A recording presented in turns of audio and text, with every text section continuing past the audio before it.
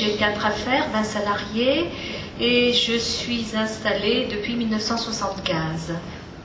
Alors, moi, ma démarche au niveau de l'entreprise, ça a été de chercher le service que je pouvais proposer à mes clients auquel ils ne pensaient pas. Alors, nous avons travaillé naturellement avec mes collaborateurs, car j'ai mis en place un management participatif.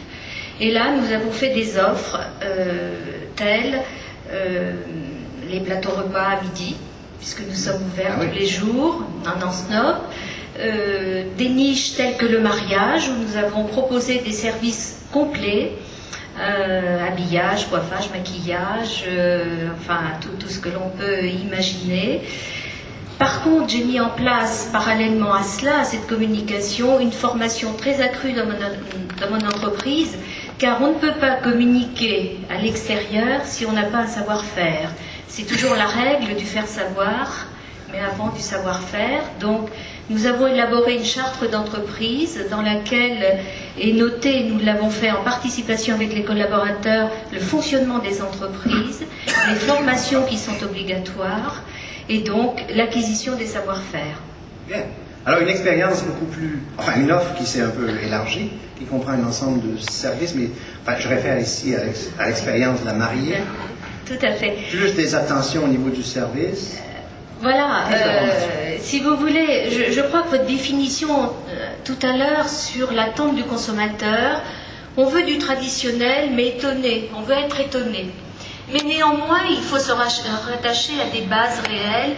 Et vous savez, il y a un dicton, il faut savoir d'où l'on vient pour savoir où l'on va.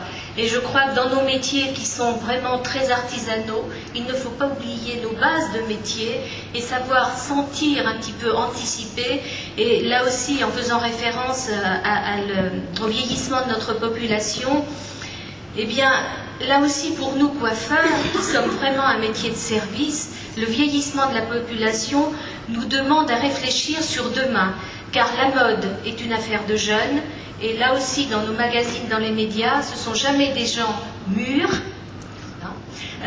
qui sont en photo, ce sont toujours des jeunes. Et là, il y a une inadaptation entre le message qui est passé par les vecteurs de mode et le client qui fait notre tiroir caisse. Pardonnez-moi, quand mes jeunes collaborateurs nous disent « oui, mais on a des clientes un peu âgées, qu'il pleuve, qu'ils vendent, ces clientes, on les a, c'est elles qui vous assurent le chiffre d'affaires. » Et je crois que là, on est vraiment, enfin, je veux dire, on anticipe tous les jours parce qu'on est dans des métiers, la vie se déplace tous les jours, où il va falloir réfléchir à notre offre en fonction de cette population qui vieillit et donc qui va attendre des services, des conseils, et puis des adaptations du lieu de travail qui correspondront à leurs besoins, en fait. Très bien. On comprend pourquoi vous avez du succès. Merci beaucoup. Merci. Merci.